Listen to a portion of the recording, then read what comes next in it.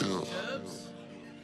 It feel like I'm late for work, but I don't have no 9 to 5. What's going on? It's your boy 7 Santana and I'm back. It felt like I'm late to work, but I don't got no 9 to 5. Man, so we're here with Battlefield 2042. I just wanted to let you guys know that I've been holding it down in these gaming streets. I've been playing all the newest releases, playing all the newest AAA games, and seeing what's out there, scoping out more games for the channel. Got that World War III coming soon, but there's not the place and the time for that. We are here today for Battlefield 2042. So let's bust it down, let's get into it, and let's get it.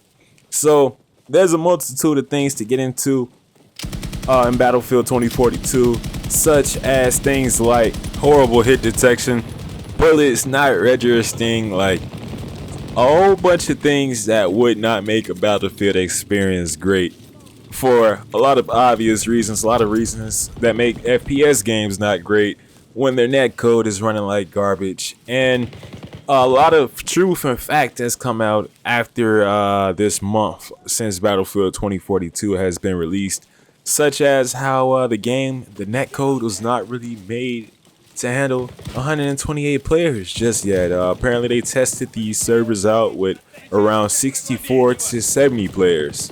So there's a lot of things going on here with this 128 player style that affects a lot of shit. There's a lot of things that you have to do in order to register 128 players versus 64 when you're playing online. And I guess DICE just didn't prepare for that this year, and EA. So we're suffering for it at the end of the day, at the end of these blunt, dumbass decisions that they keep making. Like, who the fuck is in charge of all of this, man? It should never be this hard to, just drop a game, a complete game. We're not asking for much. There's no scoreboard, so you can't check out whether you're crushing Lil Jimmy on the next fucking team. You can't check out if your KD's fucking 2.0 or 1.0, or how many kills you got, how many deaths you got. You might be able to check out how many kills you have on certain modes. It might be like a little skull next to you, but that's pretty much as far as it goes. Goes no deeper than that. And if you notice, when that match ends, there's like this little title screen where it comes up and it's like, yeah, you guys came in 4th place, and yeah, this guy here, we're gonna give him an award because he stayed alive for 20 seconds. We're gonna give this guy an award because he shot one person with a pistol. We're gonna give this guy an award because he fucking drove in a car and then died for 30 minutes. Like, you know, it's not particularly rewarding. There's barely any guns in the game. There's like no necessarily rewarding factors to the game. And not just to sit up here and come at 2042 with just like a shitty angle the whole way through. Like, don't get me wrong, I have had my fun while playing the game. I've had a lot of fun, actually. I got a lot of moments recorded and a lot more videos that I want to put out of some of the most busting moments that I've had when playing Battlefield 2042.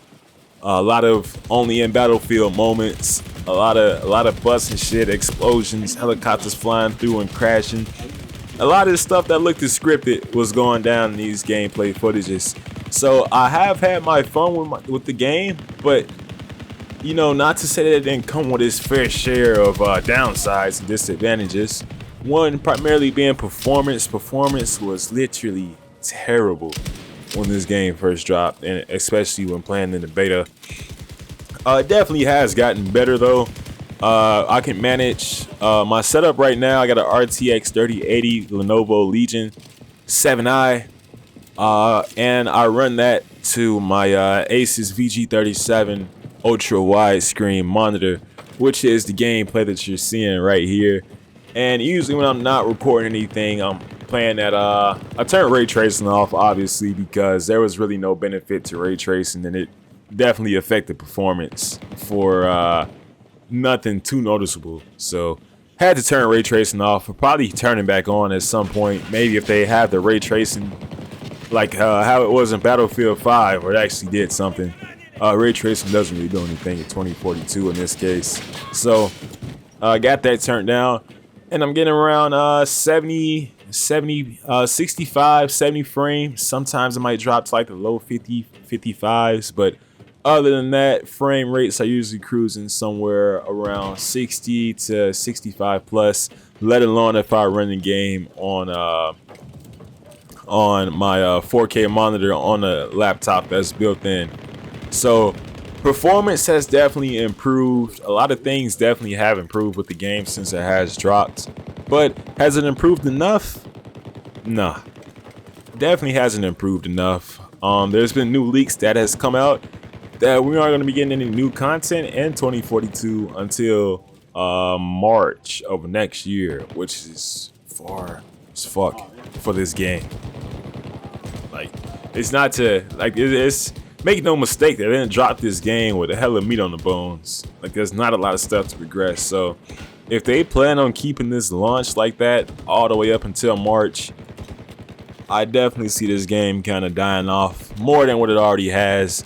We can also mention that this game has lost, what, 70% of its player base, according to Steam charts.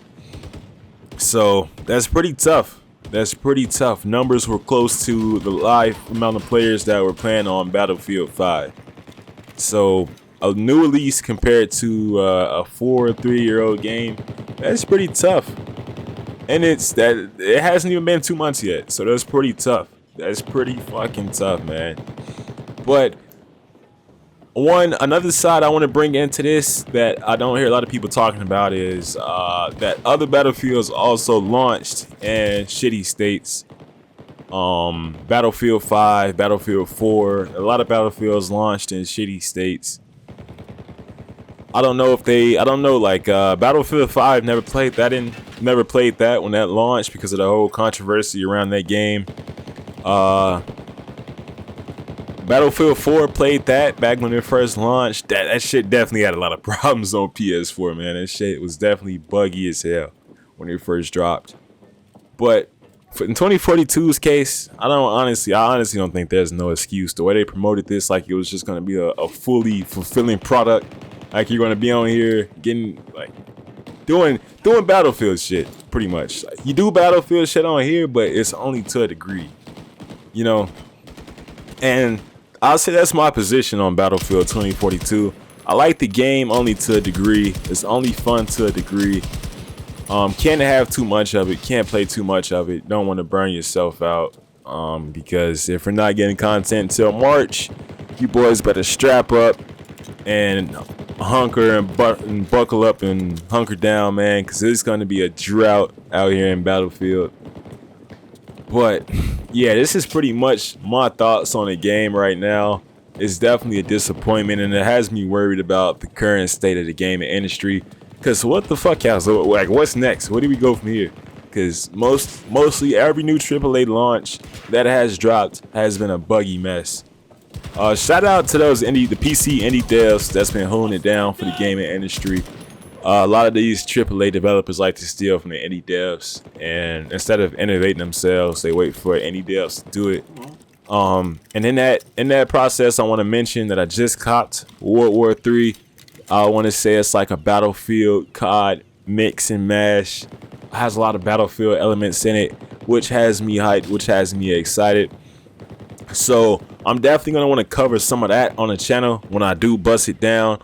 Gotta download it. Probably download it right after I finish up this video, so I can get that bust and get some clips for you guys.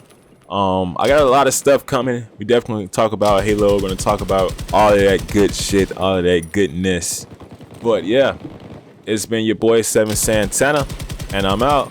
Peace.